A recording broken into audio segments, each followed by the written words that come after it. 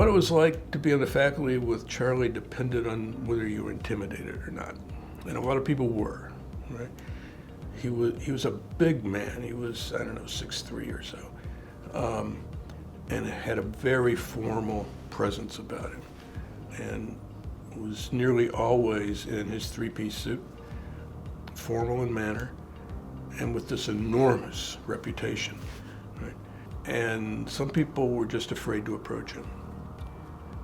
And what I discovered was that if you did approach him, he was quite willing to be helpful. He had an astonishing memory. He could pull up cases and explanations of things and sections of his treatise, and if you went to him with a question, you very often got a very helpful answer. It told you where to go look. You know, he was known for citing the page numbers, pinpoint sites to specific things within cases to the Supreme Court in oral arguments without notes, right? He had the page numbers of key provisions in his head. So he had an enormous memory, and he was quite good about being helpful to his colleagues, including much younger colleagues. And the notion that he would blow you off because he was a big man and you weren't, he just didn't behave that way. He never let down the formal manner, but the substance was, he was quite willing to be helpful. And, I didn't abuse it. I didn't go to him with trivial stuff, but I would send him manuscripts and get comments back. I would ask him questions and get helpful answers. One of the things that I did not appreciate in his lifetime, and I feel stupid about now, he was one of the inventors of remedies as a field. And it was on his bibliography, right, that he'd written a law review article called Remedies as a Social Institution. And he had a case book. And they were both from about the time he moved to Texas, both in the mid-50s.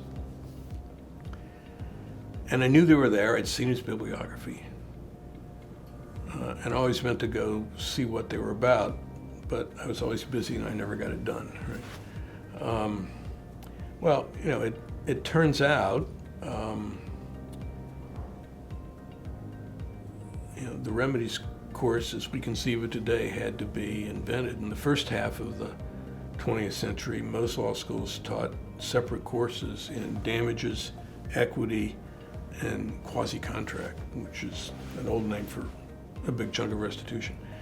And somebody had to have the idea of merging those, teaching them together comparatively into a remedies course. And it was sort of independently invented at Michigan and at Baylor and at Minnesota. And at Minnesota, it was sort of the joint work of the curriculum committee and of Charlie, and he was the first one to teach it. And he was the first one to package it into a standard form 3-hour course, and he was the first one to produce a casebook. And the people who were doing quite similar things at Michigan and Baylor never published, or never finished their publication plans. The Michigan people published half of it. So Charlie was really the first person to pull it all together, and in a sense invented my field, and I didn't even understand that until after he was gone.